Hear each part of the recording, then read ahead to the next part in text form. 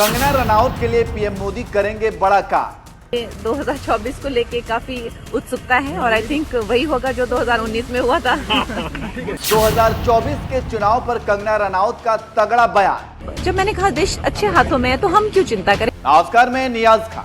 क्या कंगना रनौत राजनीति में आएंगी? क्या कंगना बीजेपी ज्वाइन करेंगी या फिर क्या 2024 में चुनाव लड़ेंगी? बीते काफी टाइम से कंगना को लेकर इस तरह के सवाल किए जा रहे हैं, लेकिन क्या 2024 में होने वाले चुनाव में देश के प्रधानमंत्री कंगना रनौत को बड़ा मौका देंगे? इस तरह की खबरें काफी चर्चाओं में हैं। कंगना रनौत हर मुद्दे पर खुलकर बात करने के लिए मानी जाती हैं। देश और दुनिया से जुड़े हर मुद्दे पर कंगना बड़ी ही बेबाकी से बयान रखती है। पीएम मोदी की समर्थक हैं कंगना रनौत। कंगना रनौत देश के प्रधानमंत्री नरेंद्र मोदी की इतनी बड़ी प्रशंसक हैं कि ये सभी जानते हैं। कंगना पीएम मोदी की विचारधारा की खुलकर कई बार तारीफ कर चुकी है। पीएम मोदी के हर फैसले पर कंगना अपना समर्थन देती है। जब किसानों के कृषि कानूनों को लेकर पीएम मोदी और उनकी सरकार का विरोध किया जा रहा था, तब कंगना खुलकर प्रधानमंत्री के सपोर्ट में उतर आई थी। पीएम मोदी के लिए कंगना विपक्ष समेत मोदी विरोधियों से भी भिड़ गई थी। कंगना रनौत तो ये भी खुलकर कह चुकी हैं कि उनके पिता सुबह उठते हैं तो जय मोदी जी और शाम को जय योगी जी बोलते हैं। कंगना का मानना है कि देश इस वक्त सही हाथों में है। कंगना का ये भी कहना है कि इस देश को पीएम मोदी जैसे महान शख्स के नेतृत्व की ही जरूरत थी। जब मैंने कहा देश अच्छे हाथों में है तो हम क्यों चिंता करें, हमारी चिंता करने लायक कोई बात नहीं है। भगवा ही लहराएगा कंगना को विश्वास। अगले साल लोकसभा के चुनाव होने वाले हैं। सभी पार्टियों ने कमर कस ली है।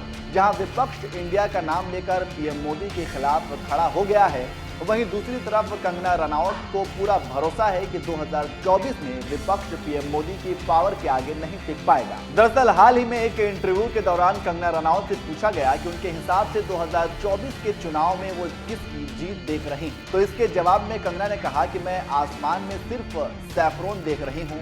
कंगना ने जिस अंदाज में ये बात कही, इससे साफ है कि वो भगवा को लहराते हुए यानी बीजेपी को जीतते देखना चाहती है। 2024 को लेके काफी उत्सुकता है और आई थिंक वही होगा जो 2019 में हुआ था। पॉलिटिक्स ज्वाइन करने पर बोली कंगना।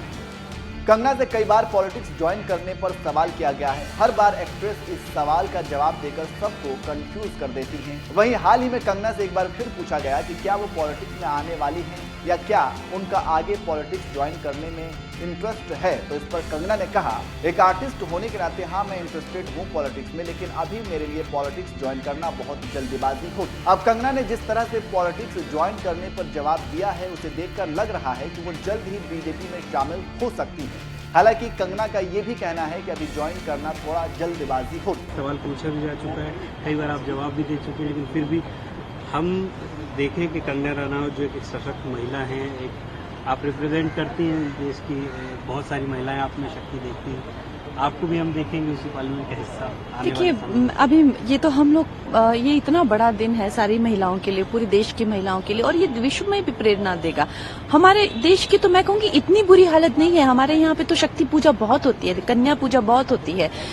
बाकी देशों की तो और भी, अमेरिका जैसे देश में कभी कोई प्रेसिडेंट वुमन रही भी नहीं और कोई काबिल भी हो तो उन्हें पीछे रख के करा जाता है।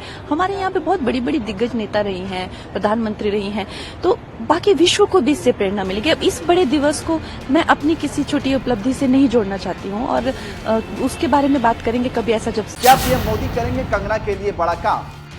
आपको बता दें कि बीजेपी में कई जानी मानी हस्तियां शामिल हैं। जहां हेमा मालिनी मथुरा से सांसद है, वहीं सनी देओल गुरदासपुर से सांसद है। ऐसे में कहा जा रहा है कि पीएम मोदी 2024 में कंगना को टिकट दे सकते हैं। कंगना को कहां से टिकट मिलेगी, फिलहाल इसकी कोई जानकारी नहीं है, लेकिन एक्ट्रेस इन दिनों जिस तरह से बयान दे रही हैं, उसे देखकर लग रहा है कि वो बीजेपी में शामिल हो सकती है।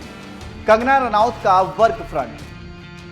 राजनीति में शामिल होने की खबरों के बीच कंगना रनौत अपनी फिल्मों की वजह से भी खबरों में बनी हुई हैं। जल्द ही फिल्म तेजस रिलीज होने वाली है, जिसमें वो एयरफोर्स ऑफिसर के रोल में दिखाई देंगे। यह फिल्म 20 अक्टूबर को रिलीज होगी। इस फिल्म के अलावा कंगना इमरजेंसी नाम की फिल्म में दिखाई देंगी। फिल्म में कंगना पूर्व प्रधानमंत्री इंदिरा गांधी के किरदार में दिखाई देंगी। यह फिल्म 24 नवंबर को रिलीज होगी। वैसे आपका इस खबर पर क्या कहना है, हमें कमेंट करके जरूर बताएं और बॉलीवुड से जुड़ी खबरों को जानने के लिए बने रहें हमारे साथ।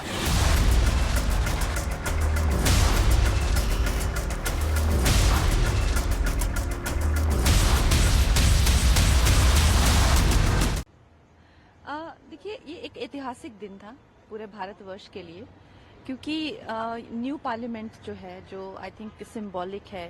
पुराना पार्लियामेंट था, काफी पुराना था, जैसे प्रधानमंत्री जी ने बताया कि अंग्रेजों के टाइम का बना हुआ था, लेकिन ये जो है एक सिंबॉलिक ऑफ अमृतकाल या जिसको स्वर्णिम काल की तरफ जाता हुआ हमारा जो राष्ट्र है, उसको उसकी पूरी उससे प्रेरित हुआ हमारे राष्ट्र से प्रेरित हुआ ये एक भव्य मंदिर है। और उसको देख के सभी स्तब्ध थे, सभी कोई निशब्द थे। और चूंकि ये इतना जरूरी दिन था, और इस दिन जो भारतीय जनता पार्टी है वो किसी भी मुद्दे पे या किसी भी बिल पे बात कर सकती थी, और जैसे कि हर तरीके की अफवाहें भी उठ रही थी, चाहे वो कोई भी ट्रिवियल तो कोई भी मुद्दा नहीं होता है, लेकिन फिर भी उन्होंने महिला सशक्तिकरण को चुना और वुमेन एम्पावरमेंट को चुना और विमेन को प्रायोरिटी रखते हुए। तो इससे उनकी सोच का पता चलता है, तो उनकी विचारधारा का पता चलता है। और आई थिंक देश जो है बहुत ही कामयाब हाथों में है, क्योंकि जहाँ पे कहते हैं ना कि नारी का सम्मान होता है, वहाँ पे लक्ष्मी वास करती हैं। तो आई थिंक यही एक प्रेरणा मिलती है आज के सेशन से। सोशली एंड पॉलिटिकली कितना बड़ा रिफॉर्म को आप मानती हैं? बहुत बड़ा रिफॉर्म है ये।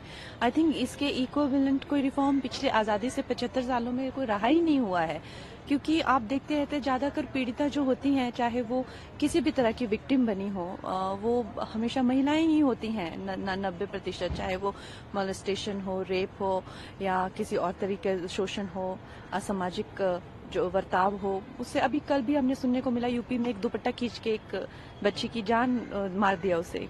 किस लिए? बस यही छेड़खानी करने के लिए, क्योंकि वो एक तरह से वनरेबल रहती हैं हर तरीके की इस अट्रोसिटीज के लिए।